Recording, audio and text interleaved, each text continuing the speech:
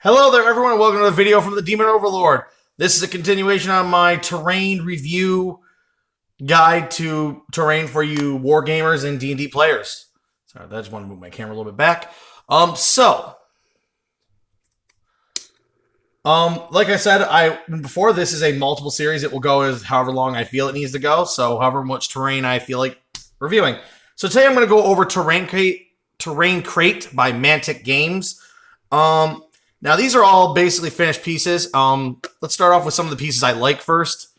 And here we have some very lovely little finished and painted wells. I love the little buckets inside. I actually kind of like how one bucket is different than the other bucket. Like, one's got turned, one isn't.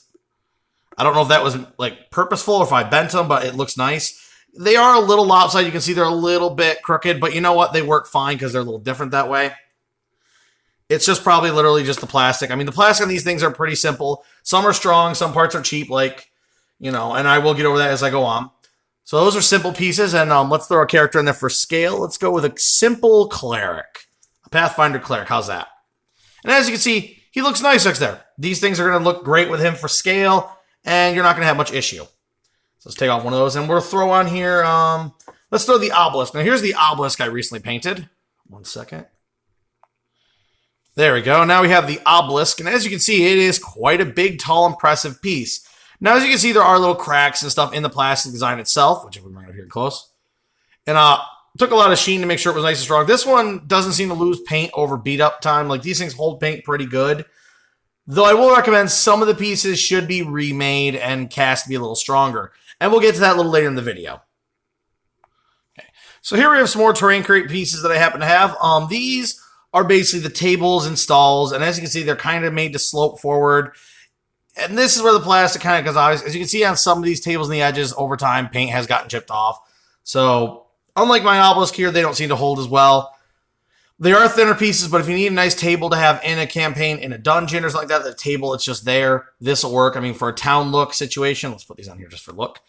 You see they blend in perfectly fine for a small little sale. They have the lovely little trays there that fit in like they're buying stuff. And that's my female fireball, like the non-Fey Touch fireball, just so anyone knows. Because I know someone's going to ask. But as you can see, that comes with a lot of lovely pieces. Like, got some wood bundles here if you want to sell them or if you need them for scatter terrain. Here we have like a plate of meats, a plate of fish. I mean, if you actually wait a second, there's the actual like loose fish that you would actually have for scattering around. And as you can see, they are in scale with your miniatures. So once again, they are good. So let's get on to some other pieces. So here we have another quick piece as well. These are basically the nooses, or sorry, not the nooses, the gallows, and they're pretty small. They are in scale though with the character. I mean, obviously your character would be shoved onto your knees to go headlong in there and sit there and basically suffer. Then we have these lovely little treasure chests. These actually are WizKids products, but I thought I'd bring them for scaling. Because as you can see, they are in scale with the characters as well. I mean, like if you put them with the tables, they don't look out of place. So that WizKids treasure there is just for scaling purpose. So I'll move those out of the way. But as you can see, these gallows here look really nice. And then there's another piece I want to do, which is the bigger gallows, which I just want to get together. Now these ones I didn't actually paint because they came brown, which is a perfect color. And here we have the Hangman's Gala, which I was just waiting for the right time to put on. And as you can see, a lovely piece. It's a little bit bigger, but it looks definitely in scale, and a character would definitely be going up there to be hanged. And I mean, it's a little hard for a tall miniature, but if we say we take this Tabaxi here, he will fit right under there, and, you know, you can, of course, say, like, now your group has to rush to the stage to save him, and it's a nice piece, but if you didn't really want to use it as a gallows, you can always just take this piece off because it is removable. You don't glue it on there, and now it's just a podium, and you can have it be like a speaking stage where your character's out there speaking to the public, trying to make everyone believe in them. So, not a bad piece. But now we have to get to the parts of it that I don't like, because these are some of the only pieces of the set that I'm not a big fan of. And trust me, it's kind of a bit of an issue with these, so let's get them on here. I'll leave them on that podium. So here's one, and these are the shop stalls. Now, you might be the first thinking, oh, they look okay. They're not that bad. Well, they're a pain in the butt, and I'm going to have to probably refix these. So there's another, and one of them is completely broken, so I was going to bring him up there, but he's completely broken. The other one is really warped, so if I can get him to even bend enough to stay up there. So let's see what we got. Okay, that's about as good. As you can see, though, they're not that good of quality. They are very crooked. I put them in hot water. All they do is bend back. I gave them simple paint jobs, and that part's fine, but Like here's, for instance, the yellow one or my other big one, and it's broken completely. Like this is just over time. That wasn't even like sitting in a box, shook around all that much. It literally just sat there and broke over time. This one's already starting to go right there. You can see just see how the tip's starting to break. Yeah. So this one probably won't have much longer for this world either. I'll probably have to literally rebuild them. So these are different sets. The gallows and that were a set. The gallows was part of the set. The obelisk is part of that set, and the windmill or the wells and all the tables. So it was kind of like a townsfolk set. So it wasn't really like a giant set at the same time as it was basically just a simple set. Now, what do I got to say with these? Well, what I've seen is they are kind of expensive for unpainted product. I mean, this kind of thing is not problematic. They usually come in a brown. For this, easily, because all I did was dry brushed it and it was done. I sealed it. I mean, they are hollow inside, so you're not paying for a solid piece more than just a solid plastic letter. But like when you get to the small stuff like this, you can see obviously that's pretty thin, but still pretty solid. But then it's like, certain things like these, to me, these ones are unacceptable. That's the only thing I have problem with. Even though these little gallows have two, I don't even think I'm saying it right, not gallows, stocks. There it is, stockades.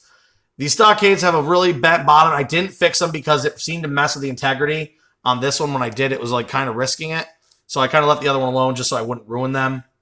And they're not bad pieces. Don't get me wrong. These are not problematic pieces in any sense of the word. They are good to get for your group if you need them. And I would definitely recommend if you can get them for a good price. If they are full price and literally, remember like I told you, they come unpainted. So there is work you're going to have to do.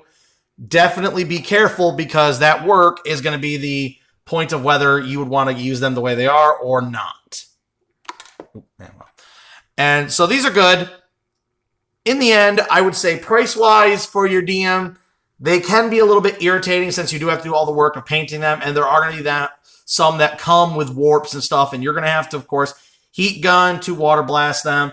But how do they fare with, some WizKids based terrain? Here's a tent for some scale, and as you can see, the tent literally fits in. Let's take a keg here and put it up on top of the stage.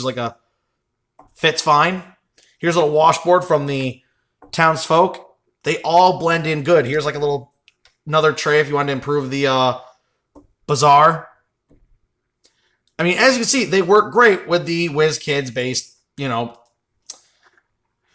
terrain pieces. And it's not wrong to get this. I want to say that now. It's not bad. I would just say be careful with which set you get because some of the sets are, in my opinion, overpriced for how simple they are.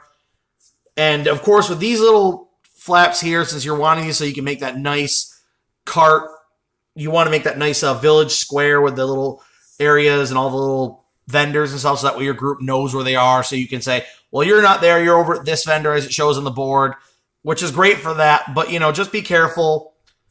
Like, some of the stuff is great. Some of the stuff is not so great.